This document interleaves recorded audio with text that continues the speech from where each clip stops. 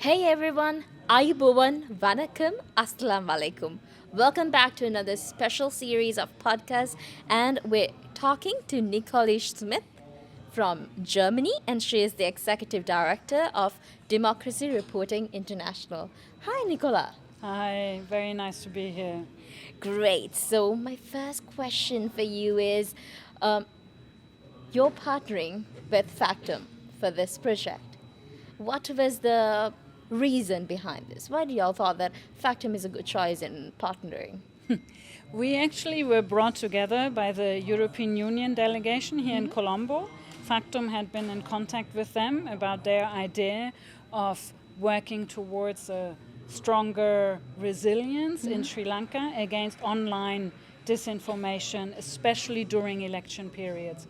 And the EU contacted us because DRI, Democracy Reporting International, has quite a lot of experience with monitoring social media, electoral integrity, working with tech platforms, ensuring a good online discourse, and we have methodologies to work on these issues. And so basically the EU brought us together, then we were in contact with Factum, and we both believed that this could be a very valuable partnership. And I must say, throughout the 6 months that we've been, well, longer actually, because we prepared the project, it started in January.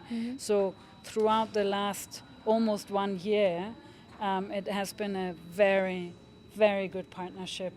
And looking at this conference today and yesterday, I think what Factum brings and the regional connections, the networks here in Sri Lanka, but also across the region, and what we bring with our comparative experience and expertise, especially from the European Union, it really goes very well together, and it's very important in addressing this issue of electoral integrity, platform accountability, and online democratic online discourse, let's put it this way. Great. So, when talking about Germany, where does information integrity stands?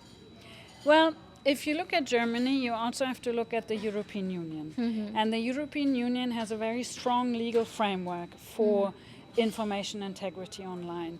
There are several laws, so to say. It's the Digital Services Act and AI Act, and there is a possibility for civil society and governments to hold tech platforms to account, and the European Union is doing that. So they through the Digital Services Act, can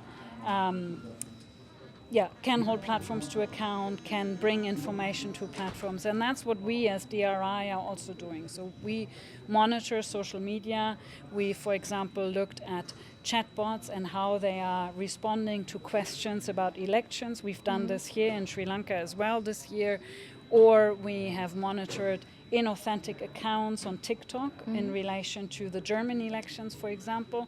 And then we bring those findings to the platforms and ask them to make the necessary changes. For example, take down inauthentic accounts or correct some information, or in the case of chatbot studies, to instruct their chatbots to respond differently and more correctly to the questions asked.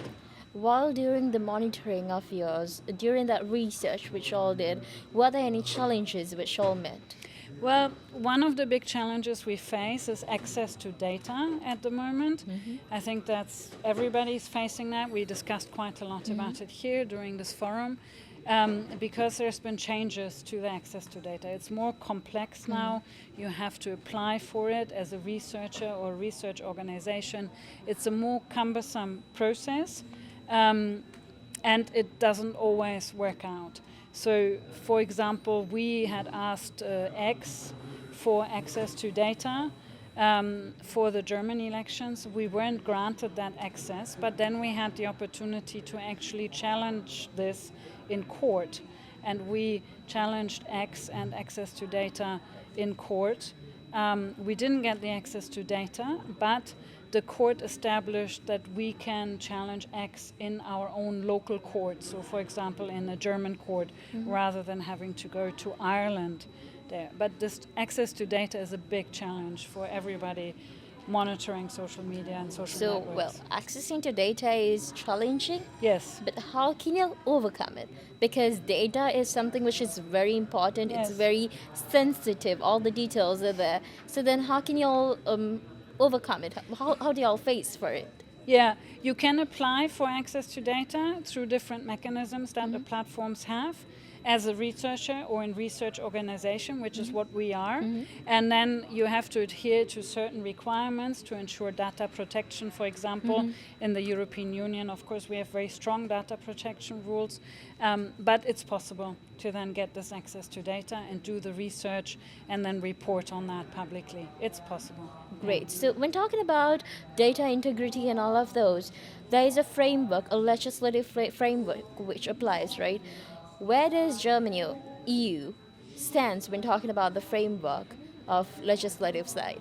Well, in Germany and the EU, like I said, we have the Digital Services Act that provides a legislative framework for EU. It also in Germany, it applies also in Germany. So we have this very strong legal framework that we can use, which is something when we look at the discussions that we had here with all the participants from Sri Lanka and other countries in South Asia and beyond, including African countries, Latin American countries. It's one of the challenges that exists here, that there's no such legal framework, there's no such concerted action from governments or civil society towards the tech platforms. So we are, in a way, in the EU, we have this strength, this regulation that exists. It's not always easy because, of course, some of the tech platforms do not like it so much, but it exists and we can use it. And hopefully, with this meeting that we had here yesterday and today, there can be steps made here in this region also to have a stronger framework for tech platforms to be held accountable. So these overall you'll grab to overcome all of these problems? Well, I think it's going to be an uphill struggle.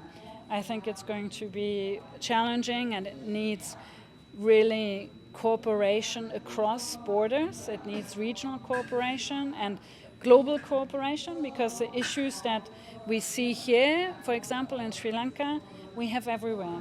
The issue of disinformation, the issue of online hatred, online gender-based violence, use of disinformation for certain gains, political gains, that then also sometimes translate into offline impact, either offline violence or election results.